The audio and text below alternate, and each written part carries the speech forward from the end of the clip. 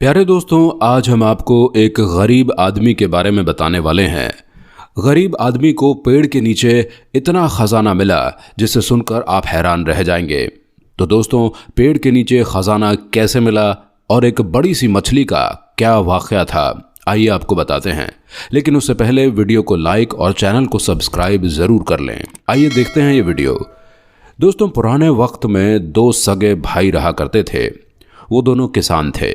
छोटा भाई बड़े भाई से ज़्यादा मेहनती था और बहुत रहमदिल भी था, लेकिन वो गरीब था। जबकि बड़ा भाई ज़्यादा मेहनत नहीं करता था, लेकिन अपनी चालाकी से उसने बहुत सी दौलत इकट्ठा कर ली थी। एक मर्तबा छोटा भाई नमाज पढ़ रहा था। नमाज पढ़ते पढ़ते उसके दिल में ख्याल आया कि क्यों ना मैं किसी दूसरे शहर चलकर अपनी हालत को बेहतर बनाने की कोशिश करूं, क्योंकि यहाँ पर मैं इतनी मेहनत करता हूँ, कड़ी धूप में हल चलाता हूँ, लेकिन मुझे यहाँ कुछ भी अच्छा नतीजा नज़र नहीं आ रहा।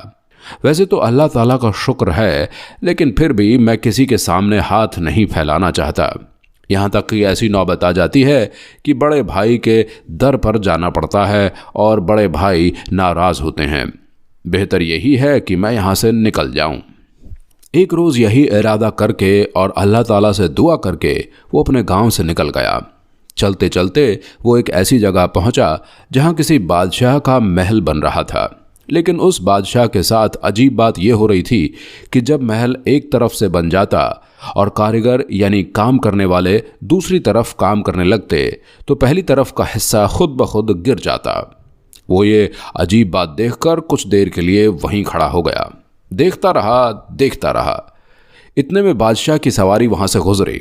बादशाह ने एक आम से कपड़े पहने हुए आदमी को इस तरह महल की तरफ देखते हुए पाया तो अपने सिपाहियों से कहा, हमें इस शख्स के पास ले चलो, आखिर ये क्या देख रहा है। बादशाह ने उससे कहा कि कौन हो तुम, कहाँ से आए हो और कहाँ जा रहे हो? यहाँ अजनबी हो क्या? अब से पहले तुम्हें इस शहर में कभी देखा नहीं। इस गरीब आदमी ने कहा, हुजूर मैं गरीब आदमी हूँ और किस्मत आजमाइश के लिए किसी दूसरे शहर को जा रहा हूँ।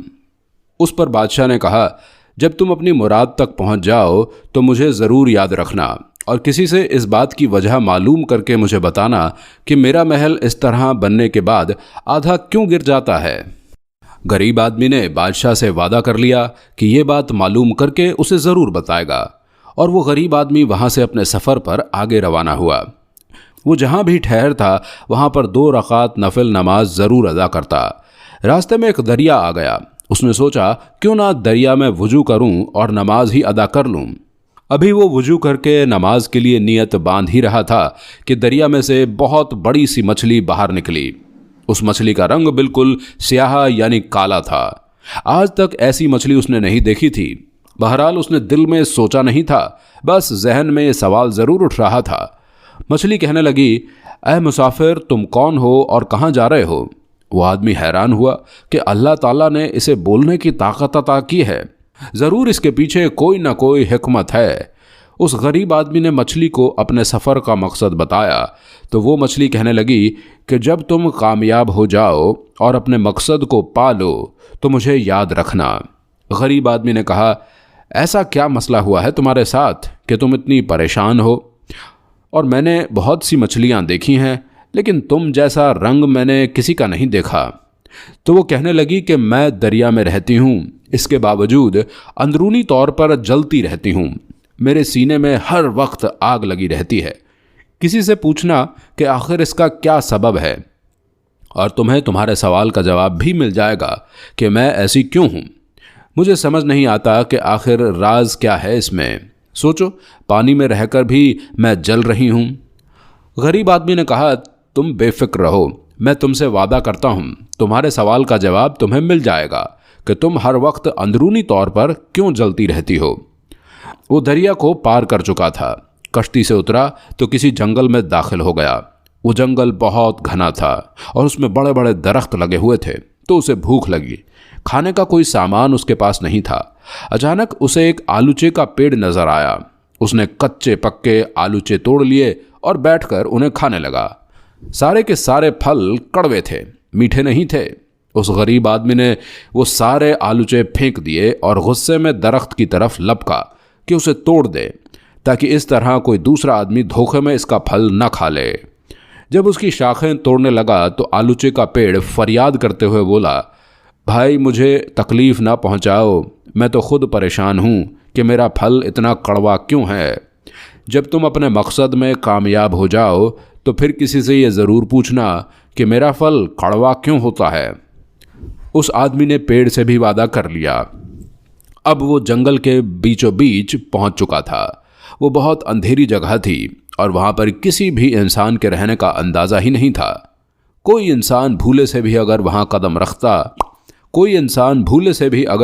रख देता तो कोई दरिंदा उसे छोड़ता ही नहीं, वो उसका निवाला बन जाता। लेकिन उस आदमी को दरख्तों के झुंड में घास फूस की एक झोंपड़ी दिखाई दी। हैरत की बात यह थी कि यहाँ पर कोई इंसान हो सकता है।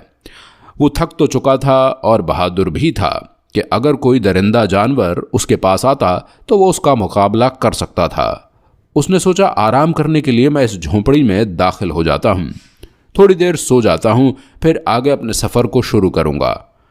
जब वो झोंपड़ी के अंदर दाखिल हुआ तो उसने देखा कि वहाँ पर एक बहुत बूढ़ा फ़कीर गहरी नींद में सो रहा था, इस अंदाज में कि अल्लाह ताला का जिक्र भी हो रहा है और वो सो भी रहा है। न जाने वो किस दुनिया में था। गरीब आदमी ने फ़कीर को हिलाने की कोशिश की, लेकिन वो इतनी गहरी नींद में था कि उसके हिलाने के बावजूद भी वो नहीं उठा। उसने सोचा कि इनकी नींद ख़राब नहीं करूँगा, मैं करीब ही आराम कर लेता हूँ। जब ये उठेंगे तो मैं इनको बता दूंगा कि मैं यहाँ पर क्यों आया हूँ, कम से कम इनको नुकसान पहुँचाने तो नहीं आया। वो लेट गया, लेकिन अभी लेटे हुए उसे ज़्यादा देर नहीं गुजरी थी कि उसे झोंपड़ी के बाहर अजीब आवाज़ महसूस हुई। ऐसा लग रहा था कि कोई ज़मीन पर रेंग कर चल रहा है। वो उस जंगल में रहने वाला एक बहुत ही बड़ा खूनी अद्दहा था, यानी बहुत बड़ा सांप था। अभी वो आदमी बाहर की तरफ जा ही रहा था कि उसका पैर किसी चीज़ से टकराया तो वो एक बहुत बड़ी सोने की तलवार थी। उसने उस तलवार को उठाया और बाहर आकर अजदहे का सामना करने के लिए तैयार था। अजदहा इससे पहले उस पर हमला करता, उसने उस पर हमला कर दिया और तलवार से उसके टुकड़े टुकड़े कर दिए। उसको मारकर वो फतेहयाबी के साथ झोपड़ी के अंदर आया तो देखा वो फ़कीर जो अभी कुछ देर पहले सो रहा था वो जाग गया। फ़कीर ने उसके आने का मकसद पूछा कि बेटा तुम कौन हो? उसने कहा, आपकी झोपड़ी में कुछ देर आराम करने के लिए आया था। अगर आपकी नींद में खलल हुआ है तो मैं माजरत चाहता हूँ कि आपकी इजाज़त के बगैर मैं आपकी झोंपड़ी में आया। अब मैं चलता हूँ। बाबा ने कहा, बेटा तुम्हारी वजह से नींद ख़राब नहीं हुई, बल्कि तुम्हारी वजह से तो हम गहरी नींद से जागे हैं। इसका राज ये है कि हम 12 साल तक सोते रहते हैं और 12 साल जागते रहते हैं। तुमने आज वो कारनामा सर अंजाम कर दिया है जिसको कोई भी इंसान अब तक नहीं कर सका। तुमने हमारी तलवार से उस अजदहे को मार दिया है जिसने न जाने कितने आदमियों को जिंदा निगला था। ये खूनी अजदहा हम तक नहीं पहुंच सका था और तुमने जो काम किया है वो इंसानियत की भलाई के लिए किया है। और तुम्हारी इस बात से खुश होकर मैं तुमसे कहता हूँ कि तुम्हारा जो मकसद है उसको पाने के लिए अब तुम्हें शहर जाने की ज़रूरत नहीं है, बल्कि जो सवाल अपने साथ तुम लेकर आए हो उन सवालों का बयान करो। उस गरीब आदमी ने कहा कि मैं तो रास्ते से गुज़र रहा था कि बादशाह के महल के पास मुझे एक अजीब नज़ारा नज़र आया। मैंने देखा कि बादशाह का महल तामीर हो रहा है, लेकिन एक हिस्सा बार बार गिर रहा है। फ़कीर ने कहा, बेटा बादशाह की एक जवान बेटी है जो शादी के काबिल हो चुकी है। जब तक बादशाह अपनी बेटी की शादी नहीं करेगा उसका महल इसी तरह गिरता रहेगा। उसने पूछा, लेकिन वो उसकी शादी क्यों नहीं कर रहा? फ़कीर ने कहा, क्योंकि वो चाहता है कि उसकी बेटी की शादी किसी अमीर दौलतमंद शहजादे से हो और उसकी बेटी अल्लाह वाली है। वो चाहती है कि किसी गरीब से उसकी शादी हो और बादशाह ऐसा नहीं चाहता। बस उस बादशाह से जाकर कह दो कि अगर तुम अपनी बेटी की शादी उसकी पसंद से कर देते हो तो तुम्हारा महल जो अब तक गिरता जा रहा है वो नहीं गिरेगा। उसके बाद उसने मछली का मसला बयान किया। फ़कीर ने कहा कि मछली को अल्लाह ताला ने दानिशमंदी की दौलत दी है, मगर वो खुदगर्ज है, उसे अपने सीने में दबाए बैठी है। उससे कहो कि वो अपनी अक्लमंदी से दूसरों को फ़ायदा पहुँचाए। उसका रंग स्याह इसलिए है क्योंकि वो जलती रहती है। वो किसी को खुश होता हुआ नहीं देख सकती और दूसरी बात यह है कि उसकी ज़बान से अल्लाह ताला का जिक्र नहीं निकलता। ना वो कलमा पढ़ती है, ना वो दुरूद पढ़ती है, जबकि अल्लाह ताला की हर मखलूक दुरूद पाक भी पढ़ती है, कलमा गो भी है, लेकिन वो न जाने क्यों अल्लाह का जिक्र करने से बचती है। इसी वजह से उसका रंग आम मछलियों जैसा नहीं है, बल्कि काला स्याह है, जिसको देखकर इंसान को कराहियत महसूस हो। उसके बाद गरीब आदमी ने कहा, उस आलूचे के पेड़ का फल कड़वा क्यों है? इस सवाल का जवाब देते हुए फ़कीर ने कहा, आलूचे के पेड़ के नीचे जड़ों में ख़जाना दफन है। अगर वो ख़जाना निकाल लिया जाए तो उसमें मीठे आलूचे लगेंगे, जिससे तमाम इंसान फ़ायदा उठाएंगे, और वो ख़जाना तुम्हारे लिए है। तुम वो इंसान हो जिसने हर एक के लिए सोचा, सिर्फ अपने लिए नहीं सोचा। तुम खुदगर्ज इंसान नहीं हो। वो ख़जाना सिर्फ उसी इंसान के लिए था जो हर एक को फ़ायदा पहुंचाए। तुमने हर एक का मसला सुना और उससे वादा किया कि मैं आपके इस मसले का हल करने के लिए आपकी मदद करूंगा। अल्लाह ताला तुमसे खुश है और इसी वजह से तुम्हारी गुर्बत को ख़त्म करने के लिए वो ख़जाना उस पेड़ में दफन है, ताकि तुम जाओ और ख़जाने को बाहर निकाल लो। वो गरीब आदमी वहाँ से रवाना हुआ। सबसे पहले आलूचे के पेड़ के पास गया, उसे बताया कि उसका फल कड़वा क्यों है।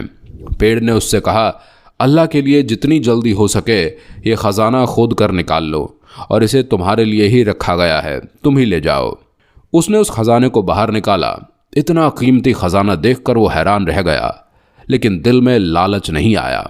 फिर वो उस मछली के पास गया और उसे बताया कि वो हर वक्त अंदरूनी तौर पर क्यों जलती रहती है। दरअसल उसके दिल में किसी के लिए हमदर्दी नहीं है और वो अल्लाह ताला का जिक्र नहीं करती। हर वक्त अल्लाह ताला की हम्दो सना बयान करती है। हर वक्त अल्लाह ताला की हम्दो सना बयान करती रहो, हर एक को फ़ायदा दो। इंशाअल्लाह तुम ऐसी हो जाओगी कि हर कोई तुम्हें देखकर रश्क करेगा। उसने उसका शुक्रिया अदा किया। आखिर में वो बादशाह के पास पहुंचा। बादशाह ने उसे पाकर खुशी का इजहार किया और कहा, लगता है तुम अपने मकसद में कामयाब हो गए हो। हमें बताओ कि हमारे सवाल का जवाब तुम्हें मिला। तो वो कहने लगा, बेशक मुझे आपके सवाल का जवाब मिल चुका है। एक फ़कीर अल्लाह वाले ने मुझे आपके मसले का हल बता दिया है। बादशाह ने कहा, जल्दी बताओ, हम फ़ौरन अपने मसले का हल करना चाहते हैं। इस आदमी ने कहा, आप अपनी बेटी की शादी नहीं कर रहे हैं। बादशाह बोला, तुम्हें यह बात कैसे पता चली? उस आदमी ने कहा, बस उन्होंने मुझे ये बात बताई है। बादशाह ने कहा, हाँ, क्योंकि जहाँ वो चाहती है वहाँ हम उसकी शादी नहीं करना चाहते। लेकिन मुझे ऐसा लगता है कि तुम्हारी बात को सुनकर मुझे अपने मसले का हल मिल गया है। मैंने तुम्हें देखा है कि तुम यहाँ आए, तुमने वो चीज़ देखी जो आज तक किसी शख्स ने नहीं देखी। न जाने कितनी सल्तनत के शहजादे यहाँ आते हैं और हमारी बेटी से शादी के ख्वाहिशमंद होते हैं, लेकिन उनको ये राज नहीं पता चल सका कि हमारा महल आखिर क्यों गिर रहा है। तुम अक्लमंद इंसान हो, तुम इंसानियत की खिदमत करने वाले इंसान हो। इसी वजह से मैं सोचता हूँ अपनी बेटी की शादी मैं तुमसे ही करवा दूँ। उसके बाद बादशाह ने उससे अपनी बेटी की शादी करवा दी। सुभान अल्लाह, सुभान अल्लाह।